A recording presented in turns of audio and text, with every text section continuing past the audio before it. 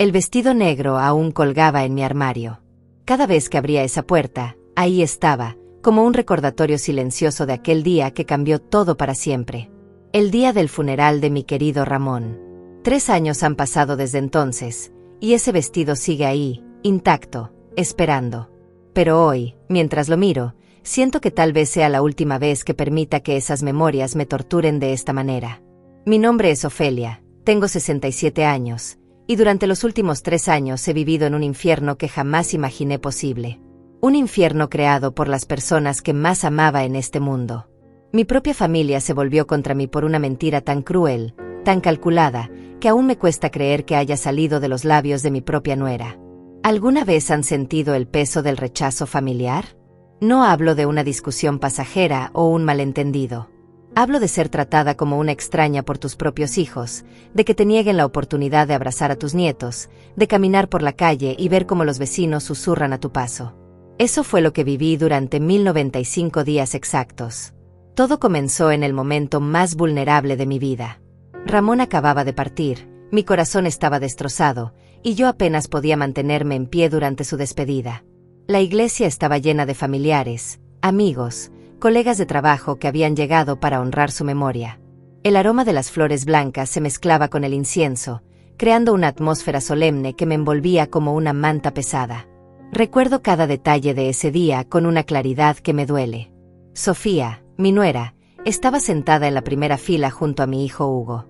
Sus ojos enrojecidos parecían sinceros, su dolor aparentaba ser genuino. Durante años había sido parte de nuestra familia, había compartido nuestras cenas dominicales, había celebrado cada cumpleaños y cada Navidad con nosotros. Jamás sospeché que detrás de esa fachada de dolor se escondía el corazón más frío que he conocido. La misa transcurrió entre lágrimas y recuerdos compartidos. El padre Miguel habló sobre la bondad de Ramón, sobre su dedicación como esposo y padre, sobre su generosidad con quienes lo rodeaban. Cada palabra era verdad, cada elogio estaba justificado. Mi esposo había sido un hombre íntegro, trabajador, que se había esforzado toda su vida por construir un patrimonio sólido para su familia. Después del sepelio, regresamos a casa para el velorio. La mesa del comedor se llenó de platillos preparados por familiares y vecinos. El murmullo de las conversaciones se mezclaba con sollozos contenidos y risas nostálgicas mientras todos compartían anécdotas sobre Ramón. Yo me movía entre los invitados como en una nebulosa, agradeciendo las condolencias, escuchando las historias, tratando de mantener la compostura que se esperaba de la viuda. Fue entonces cuando comenzó todo. Sofía se acercó a mi hermana Lidia, quien había llegado desde otra ciudad para acompañarme.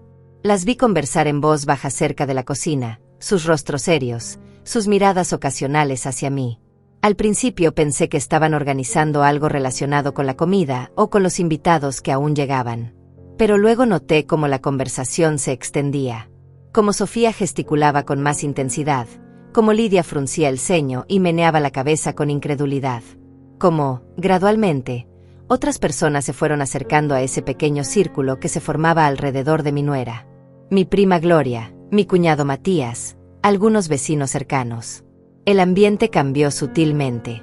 Las miradas hacia mí ya no eran de compasión, sino de algo más complejo, más incómodo.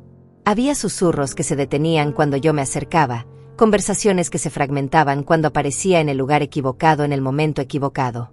¿Han experimentado alguna vez esa sensación de que algo terrible está sucediendo a su alrededor, pero no pueden identificar qué es? Es como si el aire mismo se volviera más espeso, más difícil de respirar.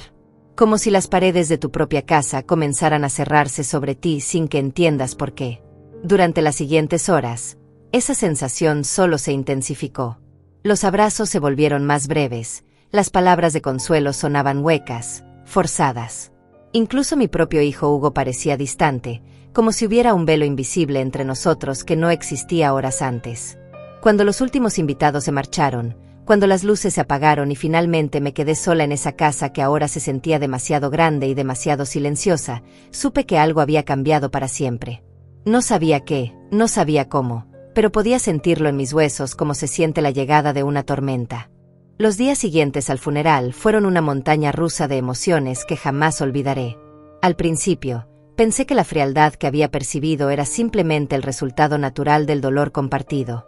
Después de todo, cuando una familia pierda a su patriarca, es normal que todos necesiten tiempo para procesar la pérdida, para encontrar su nuevo lugar en una dinámica familiar que había cambiado para siempre. Pero pronto me di cuenta de que lo que estaba sucediendo iba mucho más allá del duelo normal. Las llamadas telefónicas que antes eran diarias se volvieron esporádicas, luego inexistentes. Hugo, mi hijo mayor, quien siempre había sido mi apoyo incondicional, ahora respondía a mis mensajes con monosílabos fríos. Sí, no, después hablamos. Nada más. La primera pista real de lo que estaba ocurriendo llegó una semana después del funeral. Mi vecina, la señora Carmen, tocó a mi puerta con esa expresión incómoda que tienen las personas cuando saben algo que preferirían no saber. Llevaba en sus manos un plato de empanadas caseras, pero su rostro no mostraba la calidez habitual. Ofelia, querida, me dijo mientras entraba a la sala, necesito preguntarte algo, y espero que no te molestes conmigo por hacerlo. Sus manos temblaban ligeramente mientras dejaba el plato sobre la mesa de centro. Es que han llegado a mis oídos ciertos comentarios, y yo siempre he creído que es mejor aclarar las cosas de frente. Mi corazón comenzó a latir más fuerte. ¿De qué comentarios hablas, Carmen? Ella suspiró profundamente antes de continuar. Dicen que tú le fuiste infiel a Ramón, que tenías una relación con alguien más, y que él lo sabía antes de morir. Las palabras salieron de su boca como si fueran piedras pesadas que hubiera estado cargando durante días. Por un momento, el mundo se detuvo. Literalmente no pude procesar lo que acababa de escuchar. ¿Infiel? ¿Yo? ¿A Ramón? Después de 42 años de matrimonio, después de haber construido juntos una vida basada en el amor, el respeto y la confianza mutua, ¿alguien se atrevía a sugerir que yo había traicionado esa unión sagrada? Eso es absolutamente falso, logré decir, aunque mi voz sonaba extraña, como si viniera de muy lejos. Carmen, tú conoces a mi familia desde hace décadas. Sabes el tipo de mujer que soy, sabes cómo era mi relación con Ramón. ¿Cómo puedes siquiera considerar que eso sea verdad?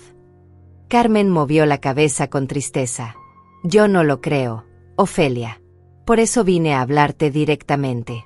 Pero el rumor se está extendiendo, y viene de dentro de tu propia familia. Sofía les está contando a todos que ella tenía pruebas, que había visto cosas, que Ramón había descubierto todo poco antes de morir y que eso había empeorado su condición cardíaca. La sangre se me heló en las venas. Sofía, mi nuera, la mujer a quien había acogido como a una hija, a quien había ayudado cuando ella y Hugo atravesaron dificultades económicas, a quien había consolado durante sus pérdidas de embarazo, a quien había defendido cuando otros cuestionaban sus decisiones. Ella era la fuente de esta mentira devastadora. ¿Qué tipo de pruebas dice tener?, pregunté, aunque ya sabía que cualquier prueba sería tan falsa como la acusación misma. Dice que te vio salir de un hotel del centro con un hombre que no era Ramón. Dice que tiene fotografías. Dice que encontró mensajes en tu teléfono cuando cuidaba a Ramón durante sus últimos días en el hospital. Carmen parecía incómoda repitiendo estas acusaciones, pero entendía que yo necesitaba saber exactamente qué se estaba diciendo sobre mí. Cada palabra era como una bofetada. No solo por la falsedad absoluta de las acusaciones, sino por la manera calculada en que habían sido construidas. Sofía había creado una historia completa, con detalles específicos que sonaban creíbles para quienes no me conocían íntimamente. Había aprovechado mi vulnerabilidad, mi dolor, el caos emocional que sigue a la muerte de un ser querido, para plantar estas semillas venenosas en mi familia. Carmen, le dije, tratando de mantener la calma, necesito que sepas que nada de eso es verdad. Jamás le fui infiel a Ramón, ni siquiera en pensamientos. Nuestro matrimonio no era perfecto, como ningún matrimonio lo es, pero estaba basado en la honestidad y el amor genuino. No sé por qué Sofía está haciendo esto, pero te juro por la memoria de mi esposo que cada palabra que sale de su boca es una mentira. Carmen me tomó de las manos. Yo te creo, Ofelia, pero me temo que no todos van a ser tan fáciles de convencer. La gente habla, y cuando una historia viene de la familia directa, tiende a creerse más fácilmente. Tenía razón. Durante los días siguientes, pude sentir cómo mi mundo social se desmoronaba pieza por pieza. Las invitaciones a reuniones familiares dejaron de llegar. Los encuentros casuales en el supermercado se volvieron tensos e incómodos. Las personas que habían sido mis amigas durante décadas ahora me miraban con una mezcla de curiosidad morbosa y juicio silencioso. Pero lo más doloroso de todo era el comportamiento de mi propia familia. Hugo, mi hijo, el hombre que había criado con tanto amor y dedicación, ahora me trataba con una frialdad que me partía el corazón. Cuando finalmente logré sentarme con él para hablar del tema, su reacción fue devastadora. «Mamá», me dijo, sin siquiera mirarme a los ojos, «Sofía me contó todo. Me mostró las fotografías. Me explicó cómo papá había descubierto tu aventura y cómo eso había afectado su salud. ¿Cómo pudiste hacerle eso? ¿Cómo pudiste traicionar a un hombre que te amó incondicionalmente durante toda su vida?» «Hugo, hijo mío», le supliqué, «mírame a los ojos y dime si realmente crees que soy capaz de algo así. Tú me conoces mejor que nadie. Sabes los valores con los que te crié, sabes el tipo de matrimonio que tu padre y yo tuvimos. ¿De verdad crees que después de 42 años yo habría destruido todo por una aventura?» Pero él ya había tomado su decisión. Sofía había sembrado la duda en su corazón, y esa duda había crecido hasta convertirse en una certeza que lo cegaba a cualquier otra posibilidad. «Las pruebas están ahí, mamá. No puedo ignorar la evidencia». «¿Qué pruebas, Hugo? ¿Has visto esas supuestas fotografías? ¿Has leído esos supuestos mensajes? ¿O simplemente estás confiando en la palabra de alguien que tiene motivos para mentir?» Pero él no quiso escuchar más. Se levantó de la mesa donde habíamos compartido tantas conversas familiares a lo largo de los años, me miró con una expresión que jamás había visto en su rostro, y me dijo, «Creo que es mejor que no nos veamos por un tiempo, mamá. Necesito procesar todo esto, y francamente, no sé si algún día podré perdonarte por lo que le hiciste a papá». Esas fueron las últimas palabras que mi hijo me dirigió durante casi 3 años. El aislamiento que siguió fue más cruel que cualquier tortura física que pudiera haber imaginado. Durante las siguientes semanas, uno por uno, cada miembro de mi familia fue cayendo bajo la influencia de las mentiras de Sofía.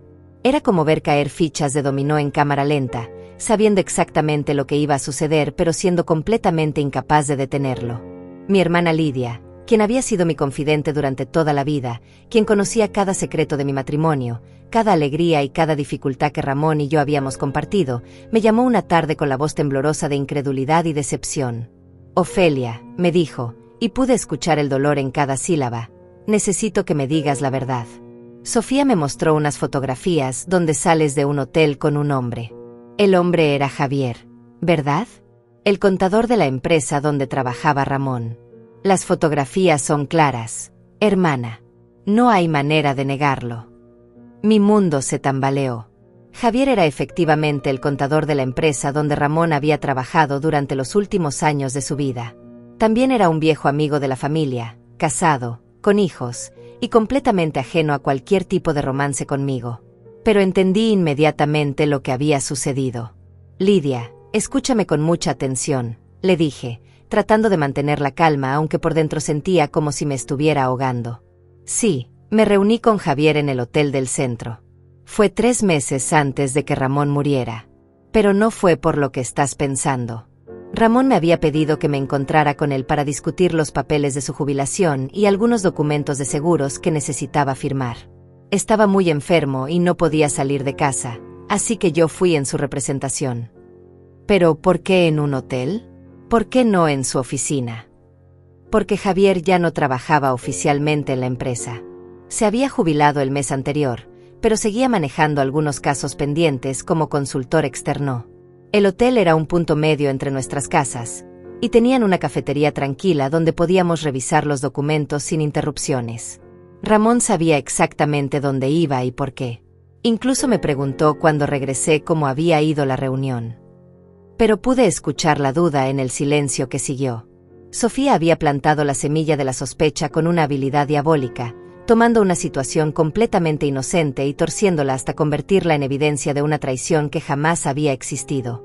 «Hermana», continuó Lidia con voz quebrada, «también dice que encontró mensajes en tu teléfono. Mensajes románticos que le enviabas a Javier. Dice que Ramón los descubrió y que por eso su condición empeoró tanto en sus últimos días». Esto era el colmo del absurdo. ¿Mensajes románticos? Yo. Lidia, tú sabes que apenas sé usar ese teléfono para llamadas básicas. Hugo tuvo que enseñarme 3 veces cómo enviar un mensaje, y aún así nunca he enviado nada más complicado que «llegué bien a casa» o «no olvides comprar leche». Pregúntale a Sofía que te muestre esos supuestos mensajes. Pídele que te enseñe las fotografías originales, no copias. Pero sobre todo, pregúntale por qué, si tenía toda esta evidencia, no me confrontó directamente cuando Ramón aún estaba vivo. Pero la duda ya había echado raíces. Pude sentir como mi hermana, la persona que mejor me conocía en el mundo después de mi esposo fallecido, comenzaba a alejarse de mí. No me colgó inmediatamente, pero la conversación se volvió fría, formal, llena de pausas incómodas que jamás habían existido entre nosotras. La siguiente en caer fue mi prima Gloria, quien había sido como una hermana adicional para mí durante toda nuestra infancia y juventud. Su llamada llegó 2 días después, y esta vez el tono era completamente diferente. No había duda ni dolor en su voz, solo acusación directa. «No puedo creer que haya sido capaz de algo así», me dijo sin siquiera saludar. Pobre Ramón. Murió pensando que la mujer con la que había compartido su vida lo había traicionado de la manera más cruel posible. ¿Cómo pudiste ser tan egoísta, Ofelia? ¿Cómo pudiste anteponer tus caprichos al bienestar de tu esposo enfermo? Gloria, por favor, escúchame. Nada de lo que te han contado es verdad. Soy la misma mujer que conoces desde que éramos niñas. ¿Realmente crees que soy capaz de traicionar a Ramón, especialmente cuando estaba enfermo y más me necesitaba? Las pruebas no mienten, Ofelia. Y francamente, me decepciona que sigas negándolo en lugar de al menos mostrar algo de arrepentimiento por lo que hiciste. Fue en ese momento que entendí la genialidad cruel de la estrategia de Sofía. No solo había creado una mentira convincente, sino que había logrado que mi negación se percibiera como evidencia adicional de mi culpabilidad. En la mente de mi familia, una mujer inocente habría estado dispuesta a hacer cualquier cosa para probar su inocencia, mientras que una mujer culpable seguiría negando hasta el final. Los días se convirtieron en semanas, y las semanas en meses. Mi nieto, el pequeño Mateo de 8 años que había sido la luz de mis ojos, ya no venía a visitarme los fines de semana como había hecho durante toda su vida. Cuando lo veía ocasionalmente en la calle o en el parque, me miraba con una expresión confundida y herida que me partía el alma. Era evidente que le habían dicho algo sobre mí, aunque probablemente no entendía completamente qué significaba. La soledad se volvió mi compañera constante.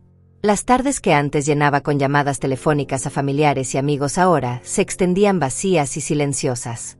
Los domingos, que durante décadas habían sido días de reuniones familiares, cenas compartidas y risas de nietos, ahora eran los días más largos y dolorosos de la semana. Pero quizás lo más difícil de sobrellevar era la manera en que la mentira había comenzado a extenderse más allá de mi círculo familiar inmediato. Los vecinos que antes me saludaban cordialmente ahora desviaban la mirada cuando me cruzaba con ellos en la calle. En el supermercado, podía sentir los susurros a mis espaldas, las miradas curiosas y juzgadoras de personas que habían conocido a Ramón y a mí durante años. Una tarde, mientras esperaba en la fila de la farmacia para recoger mis medicamentos para la presión arterial, escuché a 2 mujeres que estaban detrás de mí hablando en voz baja, pero no lo suficientemente baja. «Esa es la señora de la que te hablé», murmuró una. «La que le fue infiel al esposo mientras él se estaba muriendo de cáncer. Imagínate qué tipo de mujer hay que ser para hacer algo así». «Ay, qué horror», respondió la otra. «Y pensar que uno nunca sabe realmente quién es la gente». Por fuera parecía una señora tan decente, tan devota. Pero ya ves, las apariencias engañan. Quise darme la vuelta, quise confrontarlas, quise gritarles que todo era mentira, que jamás había traicionado a mi esposo, que estaban juzgando a una mujer inocente basándose en chismes maliciosos. Pero sabía que cualquier cosa que dijera solo confirmaría su percepción de que yo era exactamente el tipo de mujer capaz de las cosas terribles de las que me acusaban. Así que me quedé en silencio, pagué mis medicamentos, y caminé a casa con la cabeza en alto, aunque por dentro sentía como si me estuviera desmoronando pieza por pieza. Durante los meses que siguieron, desarrollé una rutina que me ayudaba a sobrevivir cada día. Me levantaba temprano, preparaba mi café en la misma taza que había usado durante años, y me sentaba en el jardín que Ramón y yo habíamos cultivado juntos. Las rosas rojas que él había plantado para nuestro 30º aniversario seguían floreciendo, ajenas al drama humano que se desarrollaba a su alrededor. Era en esos momentos de silencio matutino cuando más extrañaba a mi esposo. No solo su presencia física, sino la certeza que había sentido durante más de 4 décadas de que había al menos una persona en el mundo que me conocía completamente, que sabía exactamente quién era yo más allá de cualquier apariencia o malentendido. Ramón había sido mi testigo de vida, y ahora que él no estaba, parecía que nadie más podía dar testimonio de mi verdadera naturaleza. 6 meses después del funeral, cuando ya había perdido la cuenta de las noches que había pasado llorando en silencio, recibí una llamada que cambiaría todo. Era de Adrián, mi hijo menor, quien había estado trabajando en el extranjero desde antes de la muerte de su padre y apenas había podido regresar para el funeral. «Mamá», me dijo, y inmediatamente pude detectar algo diferente en su voz. No era la frialdad que había aprendido a esperar de las comunicaciones familiares, sino algo más parecido a confusión y preocupación. «Necesito hablar contigo. ¿Puedo ir a casa esta tarde?» Mi corazón se aceleró. Adrián había sido siempre el más analítico de mis hijos, el que cuestionaba todo, el que no aceptaba nada sin evidencia sólida. Durante meses había esperado secretamente que él regresara y aplicara esa mentalidad crítica a las acusaciones que habían destrozado mi vida. Cuando llegó esa tarde, lo primero que noté fue lo cansado que se veía. Había perdido peso, tenía ojeras profundas, y se movía con la tensión de alguien que ha estado cargando un peso emocional considerable. Nos sentamos en la sala, en los mismos sillones donde había tenido tantas conversaciones difíciles durante los últimos meses. «Mamá», comenzó, mirándome directamente a los ojos, «he estado hablando con Hugo, con Sofía, con toda la familia sobre lo que supuestamente pasó entre tú y papá antes de que él muriera. Y hay cosas que no me cuadran». Sentí una chispa de esperanza que hacía meses no experimentaba. ¿Qué tipo de cosas? Bueno, primero que nada, Hugo me dijo que Sofía le mostró fotografías donde salías de un hotel con otro hombre. Pero cuando le pedí que me mostrara esas fotografías, me dijo que Sofía las tenía guardadas y que no quería revolverlo todo otra vez. Eso me pareció extraño. Si las pruebas son tan contundentes, ¿por qué no mostrarlas? Adrián se inclinó hacia adelante, con esa expresión que recordaba de cuando era niño y estaba tratando de resolver un problema complejo. Entonces decidí hablar directamente con Sofía. Le pedí que me mostrara las evidencias, que me explicara exactamente qué había visto y cuándo. Su reacción fue defensiva. Demasiado defensiva para alguien que supuestamente solo está tratando de proteger la memoria de papá. ¿Qué te dijo exactamente? Me dijo que las fotografías las había tomado desde lejos, que no eran muy claras, pero que era obviamente tú. Cuando le pregunté por qué no te había confrontado directamente en ese momento, me dijo que no quería alterar a papá en su estado de salud. Cuando le pregunté por los supuestos mensajes que encontró en tu teléfono, me dijo que los había borrado porque eran demasiado dolorosos de conservar. Adrián hizo una pausa, pasándose la mano por el cabello en un gesto que había heredado de su padre. Mamá, yo trabajo en investigación. Analizo datos, busco patrones, verifico fuentes. Y todo esto huele a manipulación desde el principio.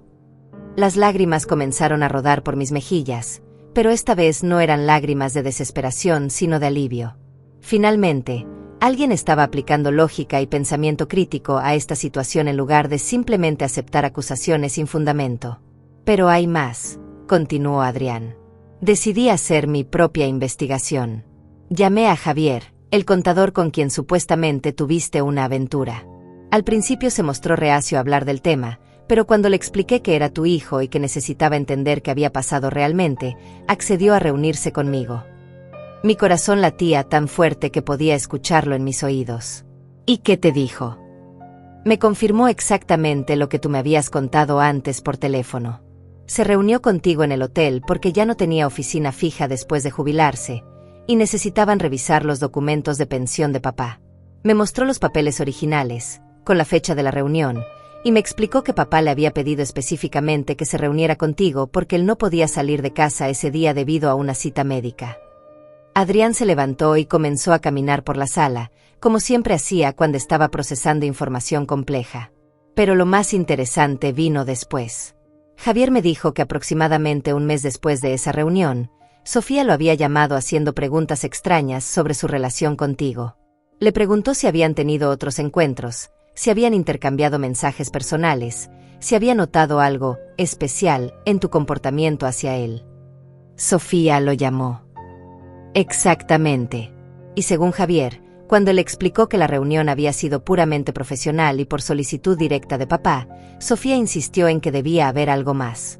Le sugirió que quizás no había entendido correctamente tus intenciones, que quizás habías estado flirteando con él de maneras sutiles que él no había captado. La imagen se estaba volviendo más clara, y era aún más siniestra de lo que había imaginado. Sofía no solo había inventado una mentira, sino que había tratado activamente de manipular a las personas involucradas para que confirmaran su versión falsa de los eventos. Hay más, continuó Adrián. Hablé con el doctor Morales, el cardiólogo de papá. Quería entender si realmente había habido un deterioro súbito en su condición que pudiera atribuirse a estrés emocional, como Sofía había sugerido. El doctor me explicó que la condición de papá había seguido un curso completamente predecible dado su diagnóstico. No hubo cambios abruptos, no hubo deterioro súbito relacionado con estrés. Su muerte, aunque trágica, ocurrió exactamente cuando los médicos habían pronosticado basándose en factores puramente médicos. Me quedé en silencio, tratando de procesar toda esta información. Por un lado, sentía una validación inmensa al saber que alguien finalmente había tomado el tiempo de investigar la verdad. Por otro lado, me enfrentaba a la realidad devastadora de que mi propia nuera había orquestado deliberadamente la destrucción de mi reputación y mis relaciones familiares. ¿Por qué?, logré preguntar finalmente. ¿Por qué Sofía haría algo así? ¿Qué gana con destruir mi vida? Adrián se detuvo frente a mí y me tomó las manos. Esa es la pregunta que he estado tratando de responder durante semanas. Y creo que tiene que ver con la herencia, mamá. Con la casa, con los ahorros de papá, con todo lo que legalmente te pertenece como su viuda. Pero yo nunca he negado nada a Hugo o a ustedes. Esta casa siempre será de la familia, y los ahorros. Lo sé, mamá. Pero Sofía no lo sabía. O más bien, no estaba dispuesta a esperar a ver qué decidías hacer. Si lograba convencer a toda la familia de que eras una mujer inmoral que había traicionado a papá, si lograba que te sintieras tan culpable y aislada que preferirías desaparecer de nuestras vidas, entonces el camino quedaba libre para que Hugo, influenciado por ella, reclamara todo como el hijo leal que había defendido la memoria de su padre. La magnitud de la manipulación me dejó sin aliento. No solo había perdido a mi familia por una mentira, sino que esa mentira había sido cuidadosamente calculada para despojarme no solo de mi dignidad, sino potencialmente de todo lo que Ramón y yo habíamos construido juntos durante nuestro matrimonio. Adrián, le dije después de un largo silencio, sintiendo como la rabia comenzaba a reemplazar al dolor que había cargado durante tanto tiempo, ¿qué vamos a hacer con esta información? No puedo simplemente llamar a Hugo y decirle, tu esposa mintió sobre todo. Ya he intentado explicarle la verdad y no me creyó. Mi hijo menor se sentó nuevamente, pero esta vez había una determinación en sus ojos que no había visto antes. No vamos a hacer nada precipitado, mamá. Sofía es inteligente, y obviamente ha pensado en cómo defenderse si alguien cuestionara su versión. Pero también es arrogante, y las personas arrogantes cometen errores. Durante las siguientes semanas, Adrián se convirtió en mi aliado secreto y mi investigador personal. Trabajábamos juntos para reconstruir la cronología exacta de los eventos, recopilando evidencia real en lugar de los chismes y suposiciones que habían alimentado las acusaciones contra mí. Descubrimos que Sofía había comenzado a plantar semillas de duda sobre mi fidelidad mucho antes de la muerte de Ramón. Habló con vecinos, sugiriendo que había notado cambios en mi comportamiento. Comentó con familiares lejanos que estaba preocupada por el matrimonio de sus suegros. Había sembrado un terreno fértil de sospecha que solo necesitaba el catalizador correcto para florecer en una acusación completa. El punto de inflexión llegó cuando Adrián logró contactar a una prima lejana, Esperanza, quien vivía en otra ciudad pero había visitado durante los últimos meses de vida de Ramón. Esperanza le contó algo que cambió toda nuestra perspectiva sobre los motivos de Sofía. Tu nuera me preguntó directamente sobre el testamento de tu padre, le dijo Esperanza a Adrián durante una llamada telefónica que él puso en altavoz para que yo pudiera escuchar. Me preguntó si sabía cuánto dinero había dejado, si había propiedades además de la casa principal, si tu madre había sido nombrada como única beneficiaria. Cuando le dije que no sabía nada sobre esos asuntos privados, insistió en que era importante que la familia estuviera informada para proteger los intereses de todos. ¿Cuándo fue esa conversación?, preguntó Adrián. Aproximadamente 2 semanas antes del funeral. Lo recuerdo porque me pareció extraño que estuviera pensando en herencias cuando tu padre aún estaba vivo, aunque muy enfermo. Esa información fue devastadora. Significaba que Sofía había estado planeando su estrategia desde antes de que Ramón muriera, preparándose para una batalla por recursos que ni siquiera sabía si necesitaría pelear. Había decidido que era mejor eliminar cualquier obstáculo potencial, y yo, como viuda con derechos legales claros, representaba el obstáculo más grande. Pero necesitábamos más que testimonios y cronologías. Necesitábamos evidencia concreta de la mentira de Sofía. Fue entonces cuando Adrián tuvo una idea brillante. «Mamá», me dijo una tarde mientras tomábamos té en la cocina, «¿recuerdas exactamente qué ropa llevabas el día que te reuniste con Javier en el hotel?» La pregunta me sorprendió. Sí, llevaba mi chaqueta gris, la que tiene botones plateados, y una blusa blanca. ¿Por qué? Porque si Sofía realmente tiene fotografías de ese día, y si esas fotografías realmente muestran lo que ella dice que muestran, entonces debería poder describir exactamente qué llevabas puesto. Es un detalle que alguien que realmente te estaba siguiendo y fotografiando habría notado. Adrián decidió tender una trampa. Llamó a Sofía y le dijo que estaba tratando de entender mejor toda la situación, que quería ser justo con todos los involucrados, pero que necesitaba ver las evidencias por sí mismo antes de tomar partido en el conflicto familiar. «Sofía», le dijo durante la llamada, «sé que es difícil para ti revivir todo esto, pero necesito entender qué viste exactamente. ¿Puedes describir cómo estaba vestida mamá el día que la fotografiaste saliendo del hotel?» Hubo una pausa larga, y luego Sofía respondió, «Llevaba un vestido verde, creo. O quizás era un conjunto verde. Era algo llamativo, como si hubiera querido verse especialmente atractiva para su cita». Adrián me miró y sonrió. Sofía acababa de confirmar que nunca había tomado ninguna fotografía, que nunca me había visto ese día, que toda su historia era una fabricación completa. Una persona que realmente hubiera estado siguiéndome y documentando mis actividades habría notado mi chaqueta gris distintiva y mi blusa blanca conservadora, no habría inventado un vestido verde que jamás existió. Pero queríamos más evidencia, y la obtuvimos de una fuente completamente inesperada.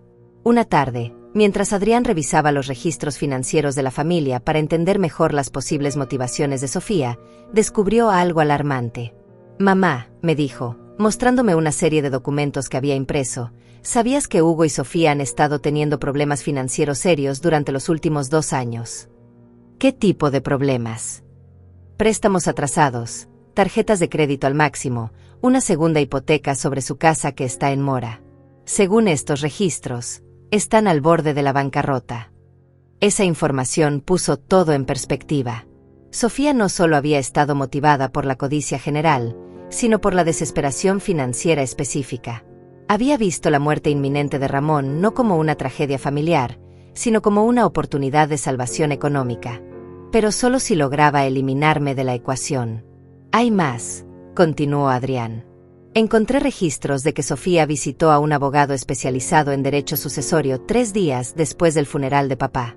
Quería saber cuáles eran sus opciones si una viuda era considerada indigna de heredar debido a infidelidad o maltrato al cónyuge fallecido». Mi mundo se tambaleó nuevamente. No solo había inventado la mentira, sino que había consultado inmediatamente cómo convertir esa mentira en ganancia financiera real. Había convertido mi dolor y mi vulnerabilidad en una oportunidad de negocio. Pero quizás la evidencia más damning vino cuando Adrián logró hablar con el personal del hotel donde supuestamente había ocurrido mi encuentro ilícito. El conserje, que había trabajado allí durante más de una década, recordaba perfectamente el día en cuestión porque había habido un evento especial en el hotel. «Sí, recuerdo a la señora», le dijo a Adrián. «Vino para reunirse con el contador jubilado en nuestra cafetería. Fue muy cordial, muy profesional. Estuvieron revisando documentos durante aproximadamente 1 hora, y luego ella se fue. Nada inusual o romántico en absoluto. De hecho, recuerdo que mencionó que tenía que regresar rápido a casa porque su esposo la estaba esperando para ir juntos a una cita médica». Esa declaración destruía completamente la narrativa de Sofía. No solo confirmaba que mi reunión había sido profesional y previamente acordada, sino que demostraba que Ramón estaba completamente al tanto de dónde estaba y cuándo regresaría. Con toda esta evidencia acumulada, Adrián y yo nos sentamos una noche a planear nuestra estrategia. No queríamos simplemente limpiar mi nombre, queríamos que Sofía enfrentara las consecuencias de lo que había hecho. Había destruido una familia, había causado un dolor incalculable, y había manipulado a mi hijo mayor para que se convirtiera en cómplice involuntario de su cruel esquema. «Mamá», me dijo Adrián mientras organizábamos todos los documentos y testimonios que habíamos recopilado, «cuando presentemos toda esta evidencia, la reacción no va a ser fácil de manejar. Hugo va a sentirse devastado al darse cuenta de que ha estado defendiendo una mentira y atacando a su propia madre basándose en manipulaciones. Sofía va a tratar de encontrar maneras de justificar lo que hizo o de crear nuevas mentiras para cubrirse». «Lo sé», le respondí. «Pero ya no puedo vivir en este exilio impuesto por falsedades. He perdido 3 años de mi vida, 3 años de relación con mi nieto, 3 años de conexión con mi familia. Si Hugo no puede aceptar la verdad cuando se le presente con evidencia irrefutable, entonces tendré que aceptar que he perdido a mi hijo mayor para siempre. Pero al menos habré luchado por mi honor y por la memoria real de tu padre». La oportunidad para revelar la verdad llegó de manera inesperada. Hugo me llamó un martes por la tarde, 3 años y 2 meses después del funeral de su padre. Su voz sonaba extraña, vacilante, como si estuviera luchando internamente con algo que no podía expresar fácilmente. «Mamá», me dijo después de un silencio incómodo, «Sofía y yo hemos estado hablando, y pensamos que, bueno, que tal vez ha pasado suficiente tiempo. Mateo pregunta por ti constantemente, y francamente, creo que todos hemos sufrido bastante con esta separación». Mi corazón comenzó a latir más fuerte. Después de tanto tiempo, ¿realmente estaba Hugo tendiendo una rama de olivo? Pero algo en su tono me hizo mantener la cautela. «¿Qué estás sugiriendo exactamente?», le pregunté. «Nos gustaría invitarte a cenar este viernes. En nuestra casa. Sofía ha estado preparando tu plato favorito, ese estofado de cordero que solías hacer para nuestros cumpleaños. Pensamos que podríamos intentar sanar como familia». Había soñado con este momento durante más de 1000 días, pero ahora que estaba sucediendo, sentía una mezcla extraña de esperanza y sospecha. ¿Por qué ahora? ¿Qué había cambiado repentinamente después de tanto tiempo de silencio absoluto? «Hugo», le dije cuidadosamente, «me encantaría volver a ser parte de la familia. Pero necesito entender qué ha motivado este cambio. ¿Has llegado a creer que tal vez las cosas no fueron exactamente como pensabas?» «Mamá, no quiero discutir el pasado. Lo que importa es el futuro. Sofía está dispuesta a pasar la página, y yo también. ¿No es eso lo que siempre quisiste?». Esa respuesta me confirmó mis sospechas. No había habido ningún cambio real en su percepción de los eventos. No había habido ninguna investigación o reflexión sobre la verdad. Esto era algo más, algo que no podía identificar completamente, pero que me hacía sentir profundamente incómoda. Esa noche hablé con Adrián sobre la invitación. Su reacción fue inmediata y alarmante. «Mamá, no puedes ir sola a esa cena. Algo no está bien. Después de 3 años de tratarte como si fueras una extraña, ¿de repente quieren una reconciliación familiar? Sin explicaciones, sin disculpas, sin siquiera reconocer el dolor que te han causado. Pero, ¿y si realmente quieren sanar? ¿Y si han madurado y se han dado cuenta de que la familia es más importante que el pasado?».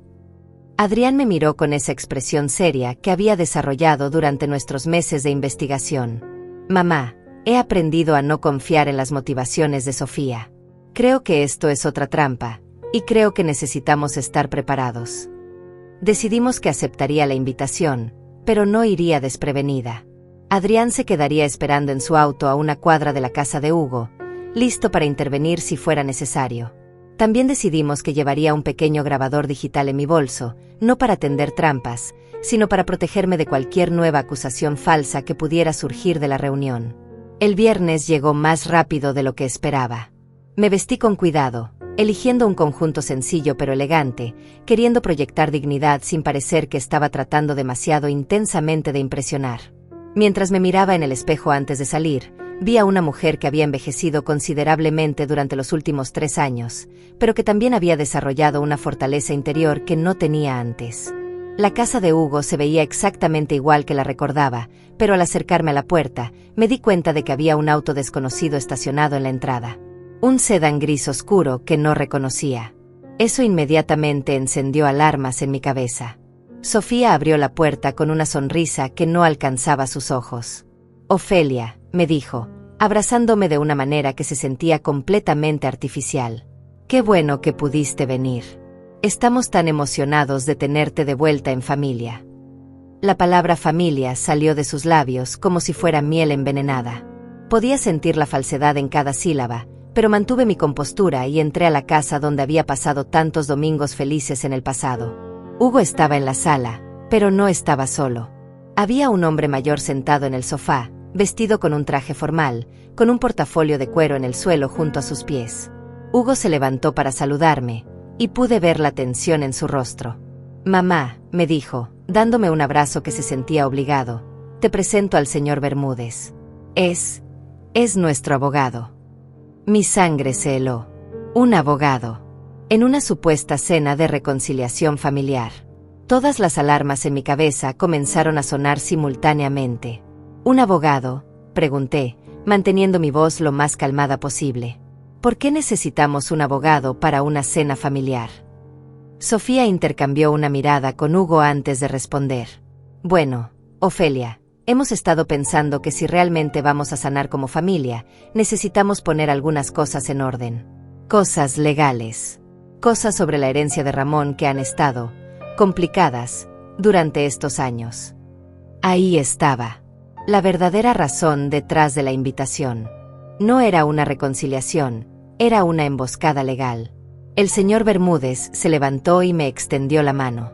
Señora Ofelia, es un placer conocerla. Su familia me ha contado sobre la situación que han estado enfrentando, y creo que podemos llegar a un acuerdo que beneficie a todos. ¿Qué tipo de acuerdo?, pregunté, aunque ya comenzaba a sospechar hacia dónde se dirigía esto. Hugo se aclaró la garganta nerviosamente. Mamá, sabemos que los últimos años han sido difíciles para todos. Y sabemos que probablemente has sentido culpa por todo lo que pasó con papá antes de que muriera. Pensamos que tal vez estarías dispuesta a redistribuir algunos de los bienes que papá te dejó, como una forma de mostrar que realmente quieres reparar el daño que se hizo a la familia. No podía creer lo que estaba escuchando. No solo querían que admitiera culpabilidad por una traición que jamás había cometido, sino que querían que pagara financieramente por esa admisión falsa. Hugo, le dije, sintiendo como la rabia comenzaba a hervir dentro de mí, antes de hablar de redistribuir nada, necesito entender exactamente qué crees que hice mal. Necesito que me digas, con tus propias palabras, de qué me estás acusando. Sofía intervino rápidamente. Ofelia, no necesitamos revivir detalles dolorosos. Lo importante es que... No, la interrumpí con una firmeza que me sorprendió a mí misma. Si van a usar mi supuesta culpabilidad como justificación para cambios legales, entonces necesito escuchar exactamente de qué me acusan. Hugo, dime qué crees que le hice a tu padre. Hugo se veía incómodo, pero finalmente habló. Mamá, sabemos que tuviste una aventura con Javier. Sabemos que papá lo descubrió, y sabemos que eso empeoró su condición. Sofía nos mostró las pruebas. ¿Qué pruebas?, lo interrumpí. Porque estoy muy interesada en ver esas pruebas que han destruido mi reputación durante 3 años. Sofía se puso notablemente nerviosa. No creo que sea productivo revivir. Muéstrame las fotografías, insistí. Muéstrame los mensajes que supuestamente encontraste. Muéstrame una sola pieza de evidencia real de esta aventura que supuestamente tuve. El silencio que siguió fue ensordecedor. Hugo miró a Sofía esperando que produjera las evidencias que había estado citando durante años, pero ella solo balbuceó excusas sobre no haberlas traído, sobre no querer causar más dolor, sobre la necesidad de mirar hacia adelante en lugar de hacia atrás. Fue en ese momento cuando decidí que había llegado la hora de la verdad. Saqué mi teléfono y envié un mensaje de texto rápido a Adrián. Ahora. Están a punto de ver exactamente qué tipo de evidencia real existe sobre mi supuesta infidelidad, les dije, manteniendo mi voz calmada pero firme. Y van a conocer toda la verdad sobre quién ha estado mintiendo en esta familia durante los últimos 3 años. La puerta se abrió y Adrián entró, cargando una carpeta gruesa llena de documentos. Detrás de él venía una mujer que no reconocían, la abogada que habíamos contratado para representar mis intereses. Hugo, dijo Adrián, mirando a su hermano con una mezcla de tristeza y determinación, es hora de que sepas exactamente lo que has estado defendiendo todos estos años. El rostro de Hugo se transformó de confusión a shock absoluto cuando vio entrar a Adrián con la abogada. Sofía, por su parte, palideció instantáneamente, como si hubiera visto un fantasma. El señor Bermúdez, el abogado que habían traído, parecía tan sorprendido como todos los demás por este giro inesperado de los eventos. «¿Qué está pasando aquí?», preguntó Hugo, mirando alternativamente a Adrián y a mí. «¿Por qué trajiste una abogada a una cena familiar?». «Porque esto nunca fue una cena familiar», respondió Adrián con una calma que contrastaba dramáticamente con la tensión en la habitación. «Esto fue una emboscada legal diseñada para extorsionar a nuestra madre basándose en mentiras que han estado circulando durante 3 años.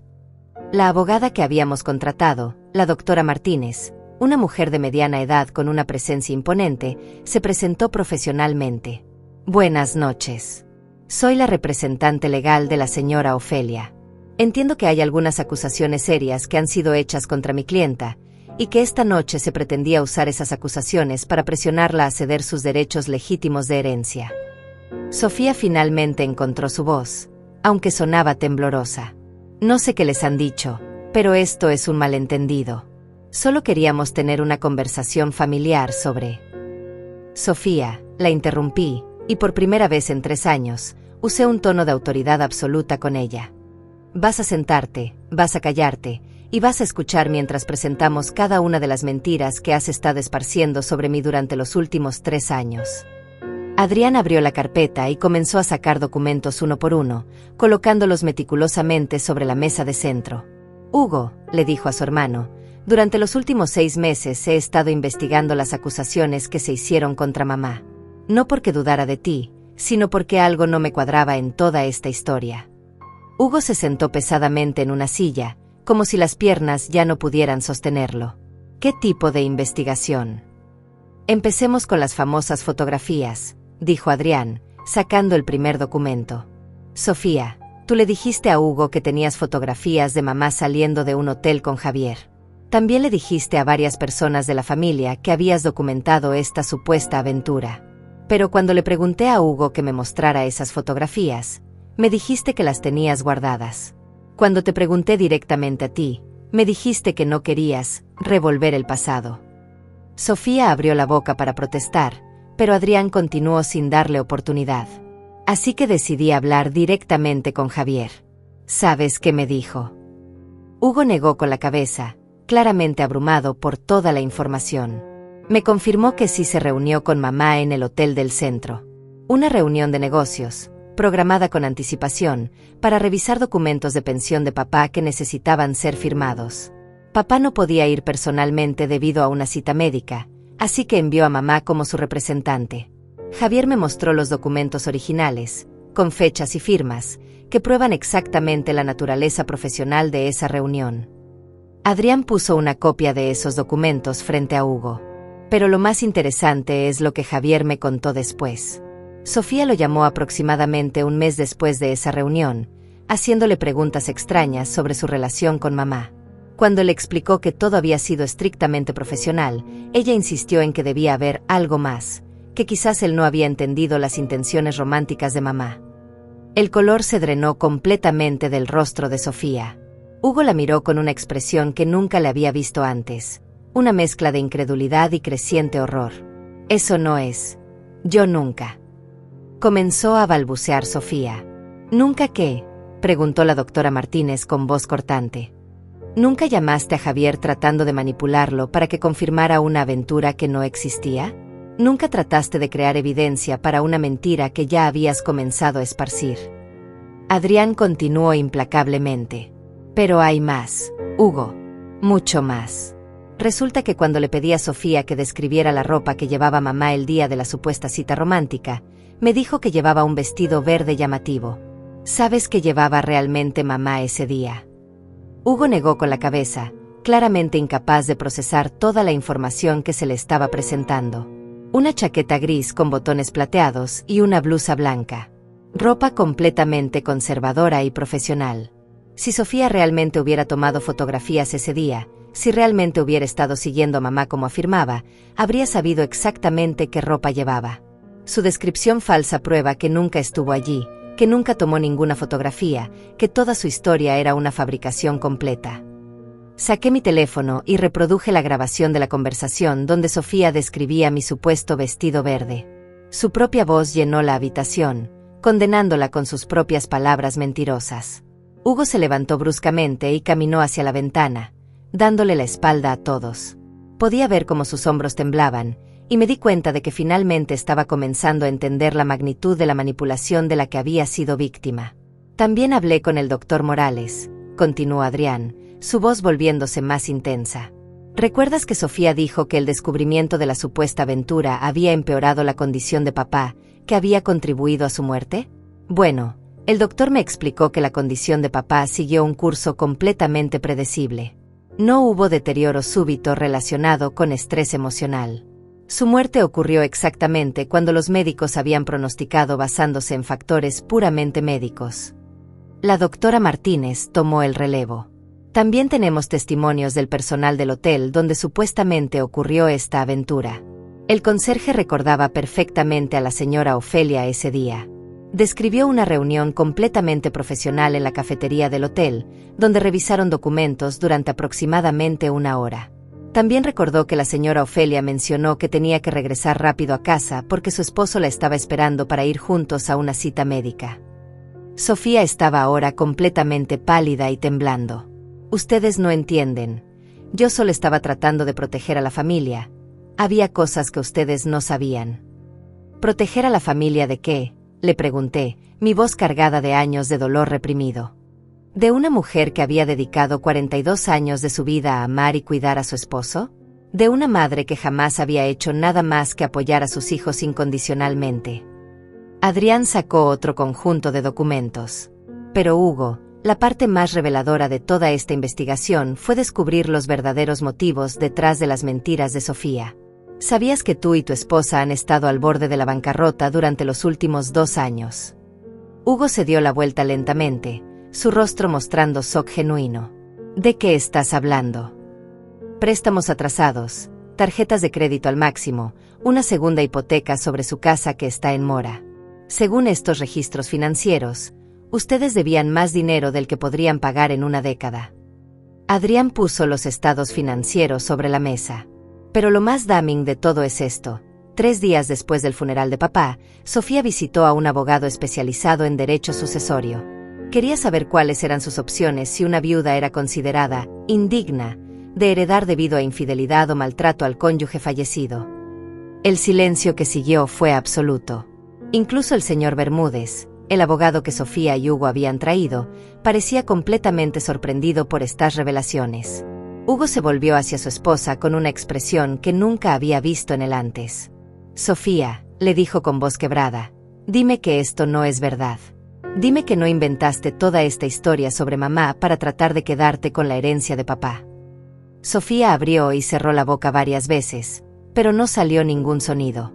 Era como ver a alguien que había estado construyendo un castillo de cartas durante años, ver cómo toda la estructura se colapsaba de una vez. La evidencia es irrefutable, dijo la doctora Martínez. Su esposa orquestó deliberadamente una campaña de difamación contra mi clienta, basada en mentiras fabricadas, con el objetivo específico de desacreditar a la viuda legítima para poder acceder a una herencia que legalmente no le pertenecía. Hugo se desplomó en una silla, poniendo su cabeza entre sus manos. Dios mío, murmuró. ¿Qué he hecho? ¿Cómo pude ser tan ciego? Por primera vez en 3 años, mi hijo mayor no estaba mirando a su madre con sospecha o frialdad, sino con horror por lo que había permitido que pasara. El silencio en la habitación se volvió ensordecedor. Hugo tenía la cabeza entre las manos, sus hombros sacudiéndose con sollozos silenciosos que me partían el corazón a pesar de todo lo que había pasado. Sofía permanecía inmóvil, como una estatua de sal, aparentemente incapaz de procesar que su elaborado castillo de mentiras finalmente se había derrumbado. El señor Bermúdez, el abogado que habían contratado, cerró su portafolio lentamente. Creo que mi participación en esta reunión ha terminado, dijo con voz incómoda. Claramente, la información que me proporcionaron para preparar estos documentos era incompleta. Se levantó y se dirigió hacia la puerta sin mirar a nadie a los ojos. Cuando se fue, la realidad de la situación pareció golpear a Hugo con toda su fuerza. Se levantó lentamente y caminó hacia mí, pero se detuvo a medio camino, como si no supiera si tenía derecho a acercarse después de todo lo que había pasado. «Mamá», dijo con voz quebrada, «yo no sé ni siquiera por dónde empezar. No sé cómo disculparme por lo que te he hecho. No sé cómo vivir con el conocimiento de que he estado defendiendo una mentira y atacando a mi propia madre durante 3 años». Las lágrimas que había estado conteniendo durante toda la confrontación finalmente comenzaron a rodar por mis mejillas. Ver a mi hijo mayor en ese estado de devastación emocional era casi tan doloroso como haber vivido 3 años de exilio familiar. «Hugo», le dije suavemente, «tú también fuiste víctima de esta manipulación».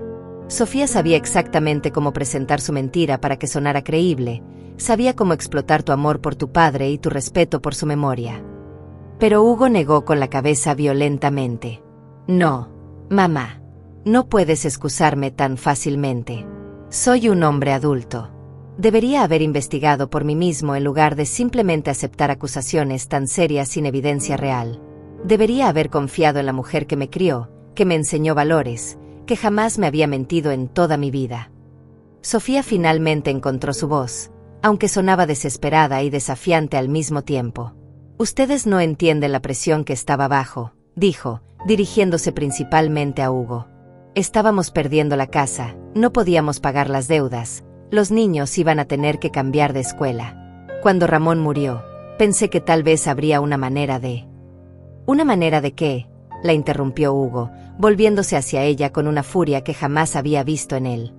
«¿Una manera de robar la herencia de mi madre inventando mentiras sobre su carácter? ¿Una manera de destruir a una mujer de 67 años que acababa de perder a su esposo?»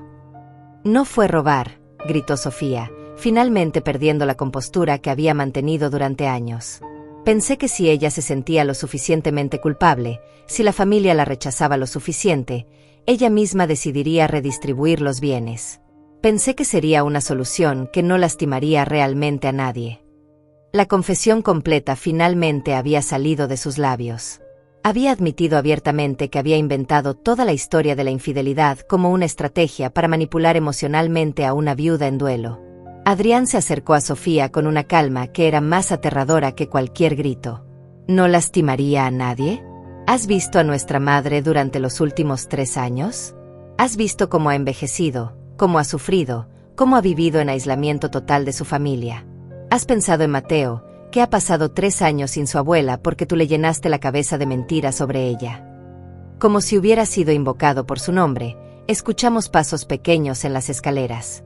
Mateo, ahora de 11 años, apareció en la sala con su pijama, claramente despertado por las voces altas. «¿Papá? ¿Qué está pasando?», preguntó, y luego me vio. Sus ojos se abrieron enormemente. «Abuela Ofelia». Mi corazón se partió en 1000 pedazos. Mi nieto había crecido tanto durante esos 3 años. Ya no era el niño pequeño que recordaba, sino un preadolescente que me miraba con una mezcla de reconocimiento, confusión y algo que podría haber sido esperanza. «Hola, mi amor», le dije suavemente, agachándome para estar a su altura. «Sí, soy yo». Mateo miró a sus padres, luego de vuelta a mí, claramente tratando de entender por qué había tanta tensión en la habitación. «¿Por qué no has venido a visitarme? Mamá dijo que habías hecho cosas malas y que no podías verme más». Hugo se acercó a su hijo y se arrodilló junto a él. «Mateo», le dijo con voz temblorosa, «papá cometió un error muy grande. La abuela Ofelia nunca hizo nada malo. Alguien mintió sobre ella, y yo creí esas mentiras sin verificar si eran verdad». «¿Quién mintió?», preguntó Mateo con la honestidad directa que solo los niños poseen. Hugo miró a Sofía, luego de vuelta a su hijo. «Tu mamá mintió, hijo. Y por culpa de esas mentiras, la abuela Ofelia ha estado muy triste y sola durante 3 años». Mateo procesó esta información con la seriedad de un adulto pequeño. Luego caminó directamente hacia mí y me abrazó con una fuerza que no esperaba de alguien tan joven. «Lo siento, abuela», murmuró contra mi hombro. «Te extrañé muchísimo». Fue en ese momento que finalmente me permití llorar completamente. 3 años de dolor, aislamiento, humillación y pérdida se derramaron de mí mientras abrazaba a mi nieto, sintiendo como un pedazo importante de mi mundo finalmente regresaba a su lugar. Sofía, viendo que había perdido completamente el control de la situación, hizo un último intento desesperado de justificarse. Hugo, tú sabes que todo lo que hice fue por nuestra familia, por nuestros hijos, por nuestro futuro. No cuenta eso para nada. Hugo se levantó lentamente y se dirigió hacia ella con una expresión que jamás había visto en su rostro. ¿Por nuestra familia? Destruiste a nuestra familia. Convertiste a nuestro hijo en cómplice involuntario de tu crueldad. Hiciste que yo traicionara a mi propia madre. Hiciste que perdiera 3 años de relación con la mujer que me dio la vida y me enseñó todo lo que sé sobre honor y decencia. Hugo, por favor.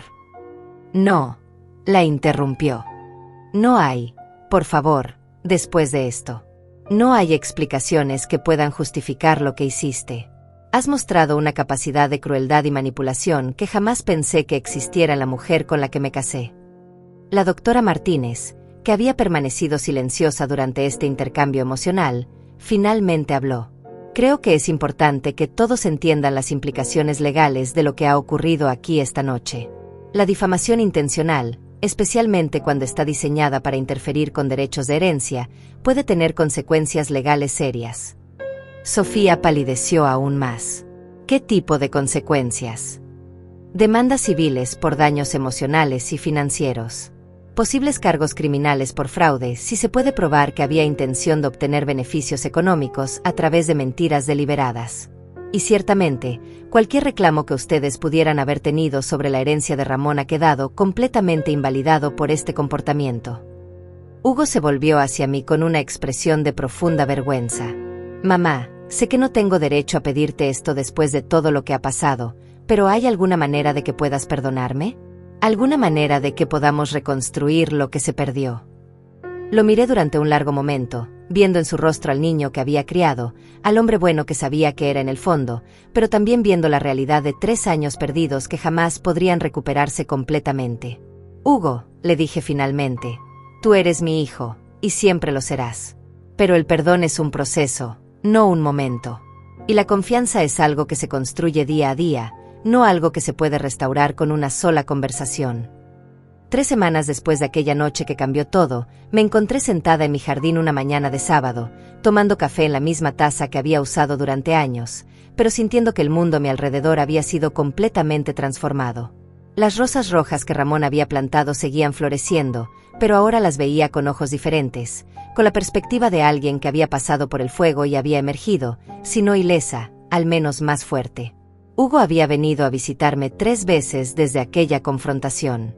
Cada visita había sido un ejercicio cuidadoso en reconstruir una relación que había sido destrozada por años de manipulación y mentiras. No era fácil para ninguno de los dos. Él cargaba con una culpa enorme por haber dudado de mí, y yo cargaba con el dolor de haber sido rechazada por mi propio hijo durante los años más vulnerables de mi vida. Durante nuestra segunda visita, Hugo me había contado sobre las conversaciones que había tenido con Sofía después de aquella noche. Mamá, me había dicho. Cuando llegamos a casa después de que se fueran tú y Adrián, Sofía trató de convencerme de que todo había sido un malentendido gigantesco. Dijo que tal vez había exagerado algunos detalles, pero que sus intenciones siempre habían sido proteger a la familia. ¿Y qué le dijiste? Le dije que ya no podía creer una sola palabra que saliera de su boca. Le dije que había destruido no solo tu vida, sino la mía también, porque me había convertido en cómplice de algo imperdonable. Hugo había pausado, luchando con sus emociones. Le dije que quería el divorcio. Esa noticia me había llenado de sentimientos contradictorios. Por un lado, sentía una satisfacción sombría al saber que Sofía finalmente enfrentaría consecuencias reales por sus acciones. Por otro lado, me dolía saber que mis nietos iban a crecer en un hogar dividido, que Hugo iba a pasar por el dolor de un divorcio, que la familia que Ramón y yo habíamos construido con tanto amor había sido fragmentada de maneras que tal vez nunca se podrían reparar completamente. Mateo había comenzado a visitarme los fines de semana, como solía hacer antes de que comenzara toda esta pesadilla. Pero él también había cambiado durante esos 3 años.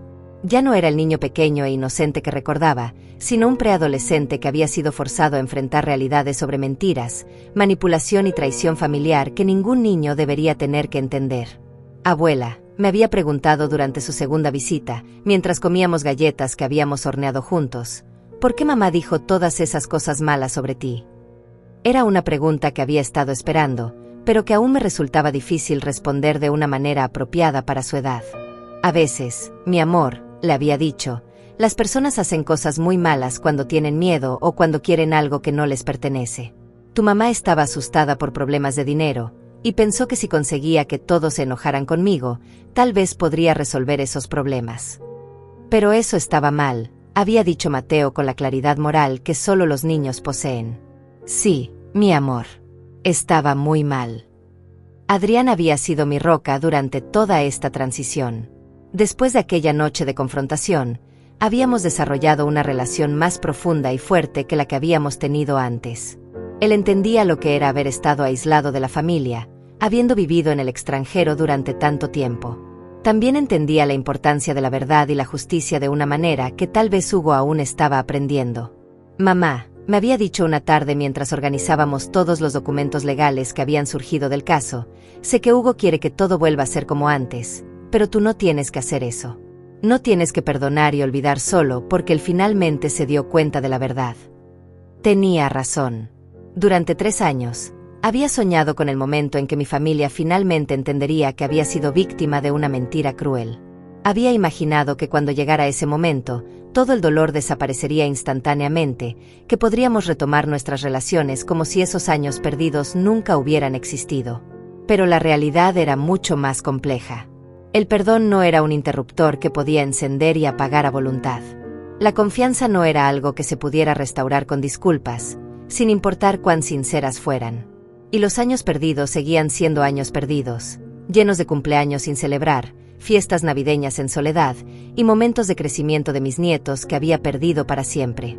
Una tarde, mientras paseaba por el parque donde solía llevar a Mateo cuando era pequeño, me encontré con Lidia, mi hermana, quien había sido una de las primeras en creer las mentiras de Sofía. Nos vimos desde lejos, y por un momento pensé que iba a cambiar de dirección para evitarme, como había hecho durante los últimos 3 años. Pero en lugar de eso, caminó directamente hacia mí, con lágrimas en los ojos y una expresión de profunda vergüenza en su rostro. Ofelia, me dijo cuando estuvimos lo suficientemente cerca para hablar. Hugo me contó todo. Me contó sobre la investigación de Adrián, sobre las mentiras de Sofía, sobre todo lo que realmente pasó. Lo sé, le respondí simplemente. Hermana, no sé cómo pedirte perdón. No sé cómo vivir con el conocimiento de que dudé de ti, de que te di la espalda cuando más me necesitabas. Eres mi hermana. Te conozco desde que naciste. Debería haber sabido que eras incapaz de traicionar a Ramón. La miré durante un largo momento, viendo en su rostro el mismo dolor y arrepentimiento que había visto en Hugo. Lidia, le dije finalmente, tú también fuiste víctima de la manipulación de Sofía. Ella sabía exactamente cómo presentar su mentira para que sonara convincente. Pero debería haber confiado en ti. Debería haber exigido ver evidencia real antes de creer algo tan terrible sobre mi propia hermana. Tenía razón, por supuesto. Pero al igual que con Hugo, entendía que el dolor y la culpa que estaba sintiendo ahora eran su propio castigo por haber dudado de mí. No necesitaba añadir más sufrimiento a lo que ya estaba experimentando. El perdón es un proceso, le dije, usando las mismas palabras que había usado con Hugo. Y llevará tiempo reconstruir lo que se perdió. Pero eres mi hermana, y eso nunca va a cambiar. Pero mientras hablaba con Lidia, me di cuenta de algo importante. Estaba bien que el perdón fuera un proceso. Estaba bien que no quisiera que todo volviera inmediatamente a como era antes. Había aprendido algo sobre mí misma durante esos 3 años de soledad forzada. Era más fuerte de lo que había pensado, más independiente de lo que había creído posible, y más capaz de crear una vida significativa por mi cuenta de lo que jamás había imaginado. Durante mi aislamiento, había desarrollado nuevas rutinas, nuevas amistades con personas que me habían conocido solo como Ofelia, no como la esposa de Ramón o la madre de Hugo. Había redescubierto pasatiempos que había abandonado durante años de dedicación total a la familia. Había aprendido a valorar mi propia compañía de maneras que nunca había explorado antes. Una tarde, mientras organizaba fotografías familiares que no había podido mirar durante años sin dolor, encontré una imagen de Ramón y yo en nuestro 20º aniversario de bodas. Estábamos sonriendo, abrazados, claramente felices y enamorados. Pero por primera vez en años, pude mirar esa fotografía sin sentir solo tristeza por lo que había perdido. En lugar de eso, sentí gratitud por lo que habíamos tenido. 42 años de matrimonio feliz. Una vida construida juntos sobre amor real, confianza mutua y respeto genuino. Esos años no habían sido invalidados por las mentiras de Sofía, ni por el dolor de los últimos 3 años. Habían sido reales, habían sido hermosos, y nadie podía quitármelos. Me di cuenta de que había llegado el momento de escribir una carta. No para Sofía, quien no merecía más de mi tiempo o energía, sino para mi familia, para aquellos que querían reconstruir nuestras relaciones, pero que necesitaban entender cuáles serían mis términos para esa reconstrucción. Esa noche, me senté en el escritorio que Ramón había usado para manejar nuestras finanzas familiares, y comencé a escribir. Querida familia, durante 3 años, viví en el exilio impuesto por mentiras que destruyeron temporalmente nuestra unión familiar. Ahora que la verdad ha salido a la luz, quiero que sepan que estoy dispuesta a reconstruir nuestras relaciones, pero será bajo nuevos términos.